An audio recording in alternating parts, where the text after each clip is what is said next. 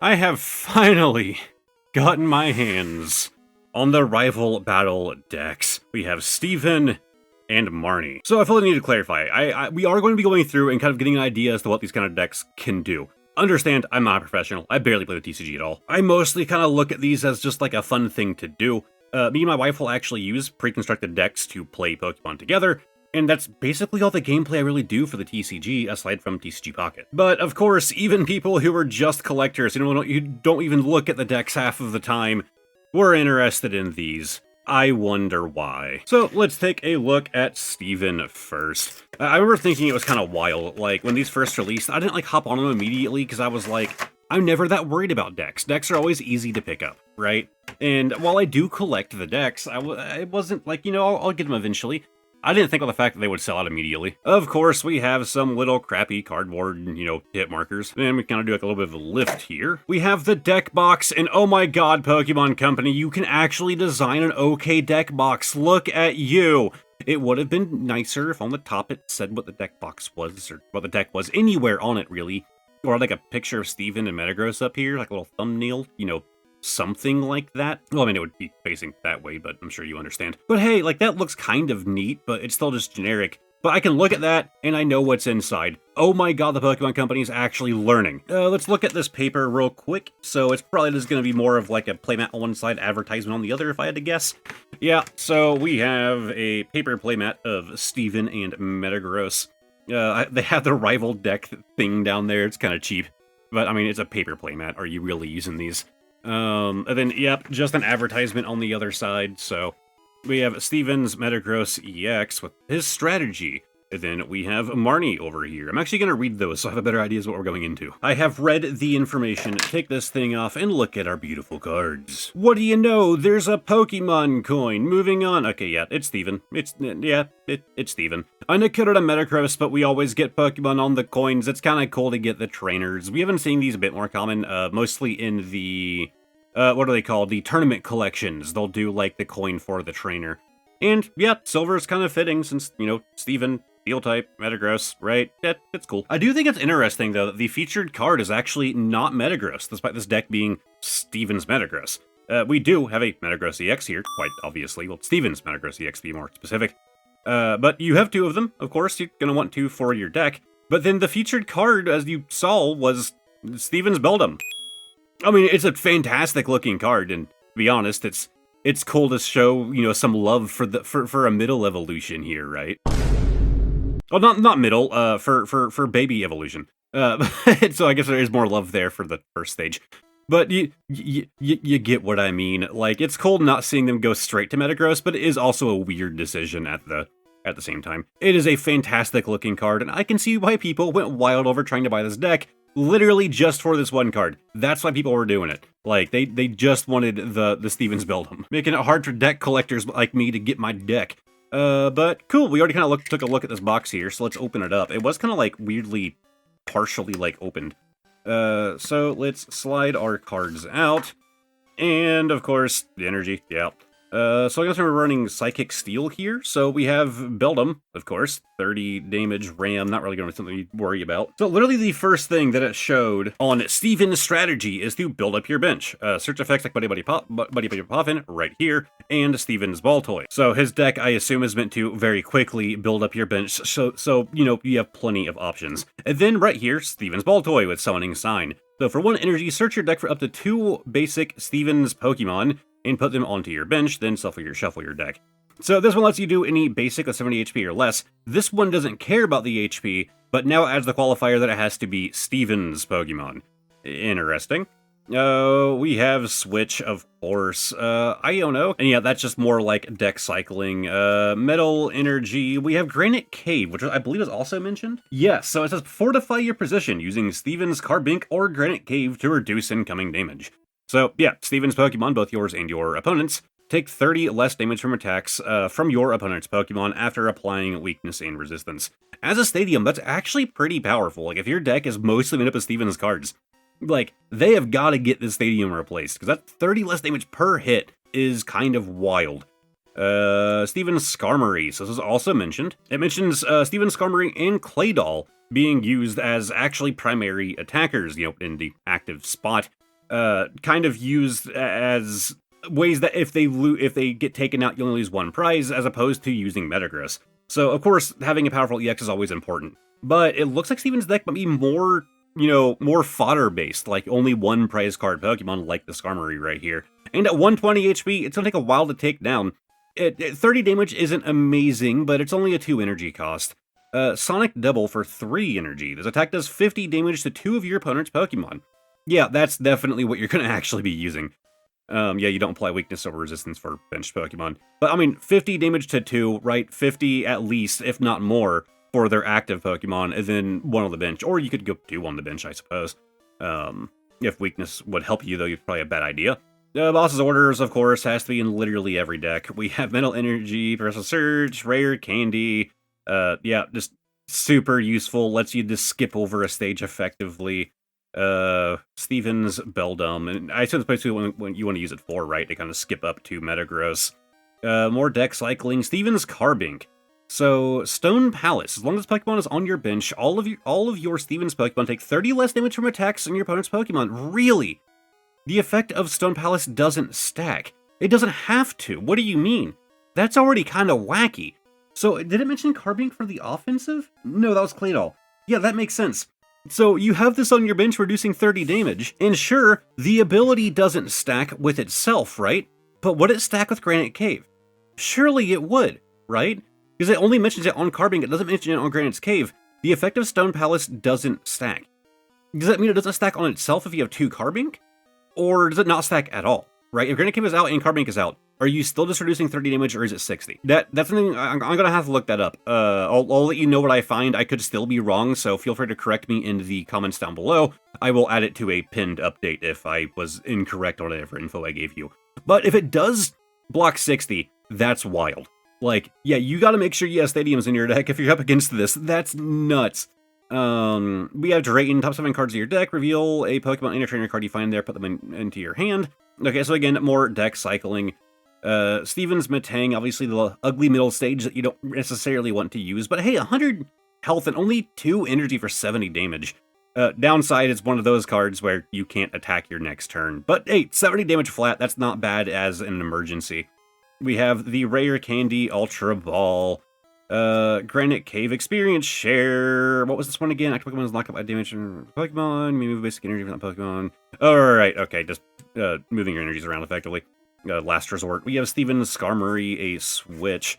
Of course, the Baltoy. Again, we're probably looking at all dupes from this point forward. No, Steven's Claydol. So I mentioned this one as an attacker as well, and I can see why. Okay, so 120 health is pretty good. 20 damage isn't great, but for only 1 energy, and you confuse your opposing Pokemon. That's pretty good. But then 220 damage for 3 energy. That's pretty wacky. Granted, it loses all of that energy after. So if you have to keep the Claydol out after using that attack, you're only going to be doing 20. But luckily, Confusion will help keep this Claydol alive long enough. It might be able to build the energy back up.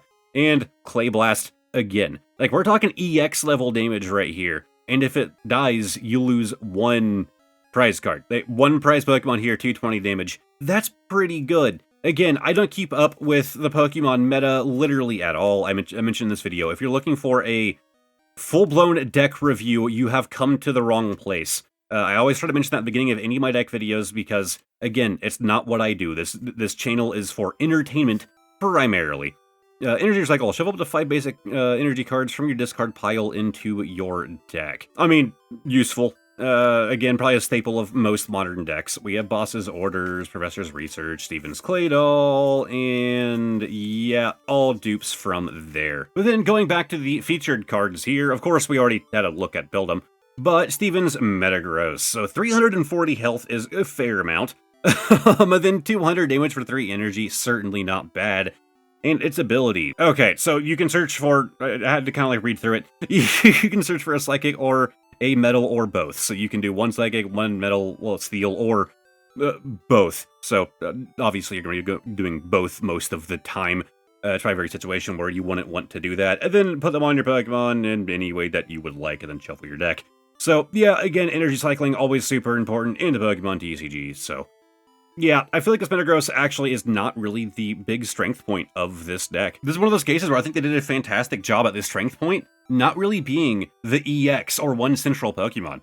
It feels like the strength point is this guy right here, with the ability to reduce damage to Steven's Pokemon, like, kinda wacky. You know what else is wacky? The fact that this is my 596th video on this channel, and that's not even including shorts. And you still haven't subscribed. So I don't know, maybe just like scroll down a little bit, like just for a second, long enough to hit that little subscribe button, and that little like button. Oh, one of those cards has damage on it. I don't know which one. We'll kind of take a look, but look at that. You can see it right there. One of those cards is damaged. Let's figure out which one that is. That could explain why the top of this box wasn't like quite closed up correctly. Let's see, what are you? Oh, it's an energy. Okay, well, who cares? I don't have any card to be damaged. Oh, no. Yeah, another reason that I like doing these deck videos is, again, I'm not good at keeping up with the meta, literally at all. It's not something that I really try to do. And learning from people in the comments section that do actually play is very interesting to me. Of course, some people kind of come at me very rude. But most people will come at me, you know, very like, hey, by the way, like, this is actually the strength. You didn't quite notice that. Like, I don't know, it's kind of cool to learn through groupthink, I suppose. Like, having my own personal think tank down there in the comment section. So lift this off, and again, we are looking at some condition marker, well, hit markers. We have our, I assume, the exact same paper on the back, but now it's going to be a Marnie playmat right here. Marnie and a Grimmsnarl. Neat. And yeah, exact same thing on the back. Alright, so let's go ahead and open this up. And yeah, I know, shocker, it comes with a coin! And yeah, going for that, like, pink, slightly purple. Yeah, also just super fitting for Marnie, so cool. Oh yeah, we almost forgot. We need to take a look at the deck box. Oh, I actually just realized that's really cool. So on the deck box, you know, our back right here, we can kind of compare it to Steven's. It's actually not quite as dynamic, but you can see, like, this is like heavy, like steel themed in the background. And this is almost like a leather-like effect going on here. Kind of like, you know, the buttons on her jacket. That's cool. But then, not only do you have, like, the buttons on the jacket, but you actually have, like, you know, like the string going through, like a sewing, you know what I mean? Like, almost like a hoodie string, I suppose. Like, that's kind of neat. I just realized that it's the same on the box. So you have, like, a little cross one right there, and probably over here. Yeah, a bit of a different one. And look, you actually have it right here, okay? This stacked up like this, which is how I store all of my decks. I can look at that and interpret, you know, more than likely, that's Marnie's, right? At least if I can remember that. Like, this makes it more identifiable when it's stacked up. This just looks like a steel deck to me. Like, at least it stands out, right? It's not just the plain black or the solid color that they do on most of the deck, so at least it does stand out. It doesn't really tell you what it is, but I'm more okay with it, because at least something on the outside does tell you what it is. So, yep, we have Marnie and her Grimmsnarl, and it's actually the same Pokeball design with that, like, crosshatch right there. It's actually kind of like, oh, it's actually not really a crosshatch, is it? It's like a chain link fence. Yeah, on Steven's, it's not that. It's like rock steel. I was gonna say, it looks like the thing that they did on, why did I forget the name? The Trainer's Toolkit. Somehow I managed to lose the outer sleeve of this one, but the outside of this Trainer's Toolkit as a Pokeball that had like the same design as that, but it wasn't actually a chain link fence. I thought it was the exact same Pokeball, just from this reused there. It's not. I know, weird side tangent, but I thought they were reusing that Pokeball. They're not. At least not to my knowledge. It looks like it's like a new design. Anyways, oh wait, no, not yet. Wait, look at the cards. So, unlike on Steven's deck, it does seem like the EX is meant to be heavily used here. As on Marnie's strategy, it says lead the charge with Marnie's Grimmsnarl EX to power up surprise attackers. And so, we can see Grimmsnarl EX, 320 health on EX, certainly not bad. Punk up. When you play this Pokemon from your hand to evolve one of your Pokemon during your turn, you may search your deck for up to, 5 basic Dark Energy cards and attach them to your Marnie's Pokemon any way that you would like, then shuffle your deck. So only Marnie's Pokemon and only Dark type, but that's still 5 energies when you play this guy. That's huge! And then Shadow Bullet for only 2 energy, 180 damage. This attack also does 30 damage to one of your opponent's benched Pokemon. So, kind of like what we saw in Steven's, we're attacking the bench here. That's not bad. 180 damage isn't, you know, amazing, but 30 damage to the bench every time. Not bad. And again, immediate 5 energy out on the field, only 2 energy cost. That's good. So I can definitely see what it means by lead the charge. Like, yeah, you want to get this guy out quick. And then we have Marnie's Morpico, which is also mentioned in Marnie's strategy. Finish strong. When using Marnie's Morpico and its spiky wheel attack to take down any remaining opposition. So spiky wheel, it's 3 energy, a bit high, but 20 plus. His attack does 40 more damage for each dark energy attached to this Pokemon. Oh, so if you just did three dark energy for it, yeah, that's wild. Okay, yeah, that 3 energy cost is making a lot more sense. What is that, 120 plus 20? It's 140 damage if you did 3 dark energy on here. Yeah, that's pretty wild. Okay. Also, fantastic looking card. Like, at the end, hey, there's the chain link fence. Like, just a fantastic card. I like this. Also, we can see he's currently eating. I kind of like that little, he's not in hangry mode because he's currently eating. And we have code card. Woo! Anyways, time to look at the actual deck. And what do you know? It uses energy. Any damage cards in this one? Doesn't look like it. Some darkness, rare candy, of course, Iono, of course, Buddy Poffin. I like how this was mentioned in Steven's, like, yeah, use Buddy Poffin to get set up, like this, to set up your bench. Well, most decks are going to be running this, like, it's a very useful card. So this one was also mentioned in the strategy. That was the last section we haven't actually read yet. Hit the ground running, using trainer cards like Drayton and Spikemuth Gym to set up quickly. So, Spikemuth Gym. Once during each player's turn, that player may search their deck for a Marnie's Pokemon, reveal it, put it into their hand, then that player shuffles their deck. So, of course, your opponent is unlikely to also be running a Marnie's-themed deck. But also a powerful stadium kind of matches the powerful stadium Stevens. I would say Stevens is a bit more useful, but hey, every turn you get a pull out of Marnie's Pokemon, like that's real good. EXP share, of course, and Drayton, that was the other part of hit the ground running, quote-unquote. Look at the top 7 cards of your deck. You may reveal a Pokemon and a trainer card that you find there, and put them in your hand. Shuffle your... Okay, so yeah, literally just deck cycling. 7 cards, though. That's not bad to try and find a good Pokemon trainer that you need. Ultra Ball, Marnie's Scraggy. I did a funny Photoshop of this guy of him holding a bomb. It didn't turn out as good as I had hoped, but I think it's pretty funny. So Crunch, 50 damage. Discarded an energy from your opponent's active Pokemon. Could be useful, but as it's all with Marnie's deck, it's really good at stacking energy. Stevens doesn't seem to be quite as crazy on it, so that is a bit punishing. Stacking up your energies and lowering theirs. Impidimp, Flinch, draw a card. Okay. And then Corkscrew Punch 10, yeah, obviously not what you actually want to use at all. Energy, Marnie's Liepard, 100 health, 70 plus, Pointy Claws. If your opponent's active Pokemon is a Pokemon EX, it does 70 more damage. Well, as we saw from Steven's deck, it's not focused on using Metagross EX all the time. So, Liepard kind of has a bit of a disadvantage if we're looking at Marnie versus Steven here. They did release together, so that's worth noting. But, I mean, it's still 70 damage, but, 70 more to an EX. That's a really good ability. We've seen it before, though.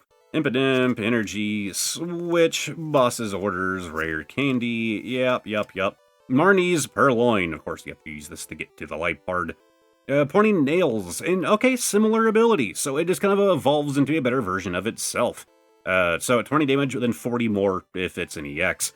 So yeah, maybe if you're playing against Marnie, like if you're doing what me and my wife like to do, where we literally just do like pre-con decks against each other, if you're running Steven, your opponent's running Marnie, just don't use that Metagross, right? Like especially if you see that little cat getting ready to evolve, maybe pull him back.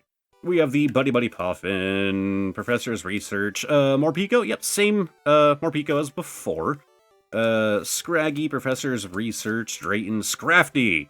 So 120 health, we have Rear Kick for 40, and then 3 energy for 160. Definitely not bad. Whenever you see that kind of like higher attack with a, yeah, I'd say a moderate energy cost on this one, right? 160 for 3 energy isn't terrible for a non-EX. Well, it tends to come with a nerf, and yep, it does 30 damage to itself, so it can only do that so many times. Energy, we have more Grim, 60 damage. Again, you're not really trying to use this guy, you're just trying to get him evolved, but in a pinch, 60 damage or 2 energy, pretty good. Ultra Ball, Iono, we have Marnie's Purloin, right, we already looked at that, I'm dumb. More Grim, the Super Rod, shuffle up to 3 in any combination, Pokemon and basic energy cards from your discard pile into your deck. So, okay, some recovery there. Ultra Ball, Energy, Switch, Spikemuth, Gym, Impidimp, probably all duplicates. Yeah, Energy Recycler, we saw that in Stevens. Probably all duplicates from this point forward. Liepard, Drayton, Morgrim, Energy. Yep, that's it. I gotta say, I would be a lot more interested in Steven's deck. Its high defense really calls to me. The fact that you aren't reliant on your double prize card Pokemon also sounds really nice. Again, I am the definition of an amateur when it comes to the Pokemon TCG. So feel free to let me know, like, is there something that I missed across these two decks? Something that I should have noticed and, you know, is an actual huge advantage or whatever? But I'm also really curious to know, are either of these decks like good as like a core, right? Obviously a lot of things have to get swapped out, but good as a core for meta, right? Are we seeing a lot of Stevens or a lot of Marnies in the competitive scene? I have to, if I had to guess, again, just going off of like my personal playstyle, I would have to guess that Stevens would be pretty good. I think Marnies would probably be pretty good too, but Stevens seems like it might be a bit more competitively viable from an idiot's point of view. All right, we're gonna try and get a good slide off without knocking those down. But it is now time for bonus card of the day. Ooh, I barely dodged them, like barely. Description is gonna be right now, explanation is gonna be right down there. As always, pulling a random card from the back, playing Guess the Year. And we have from 2017, I don't know what set this is from. It's an ETB sleeve though. No price or anything. Sleeve is actually a bit beat up, and the card is looking kind of similar. We have some whitening here, a little bit of whitening down there in that corner. Actually, some dirt right there on the card. It kind of needs cleaned off. Some whitening down here. Another little dot. Is that just going to come off easy? Nope. More whitening. I'm not going to say this guy's like, you know, early 2000s old, but it definitely has seen better days, and Sun and Moon era would kind of make sense to me. I'm gonna go like 2016 maybe. We have 2017, same as the sleeve. We have Ho-Oh GX. I believe this is actually more of a recent pickup. I picked up a good number of GXs I didn't have in my collection recently because somebody sold a good number of them to my LGS, and my GX collection is actually very small, so happy to add on to it with the legendary Firebird right here. I believe this was the first legendary we ever saw in Pokemon, because, correct me if I'm wrong, the first episode of the anime was where we saw Ho-Oh in his, like, golden form, flying over the, you know, at, like, the very end of the episode. So, yeah, we got the Ho-Oh bird here. Remember that, like, theory that Ho-Oh was, that was actually Mew taking the form of Ho-Oh? I don't know if anyone else has ever heard that before, but kid me, bought that one hook, line, and sinker. Anyways, cool card, happy to have it. It'll be going inside of a better sleeve later on. Anyways, I think I've rambled enough. Let's go to the green screen man, who's going to ramble off a bunch of names. Okay, I don't know what names he expected.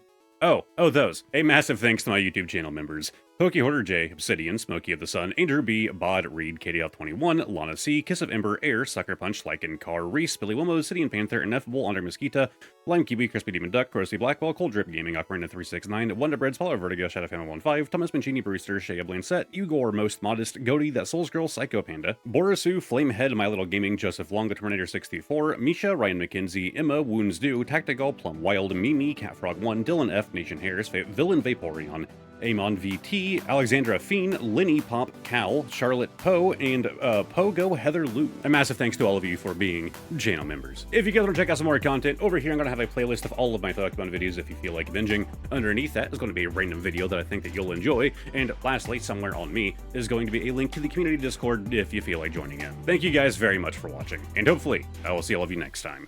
Goodbye for now.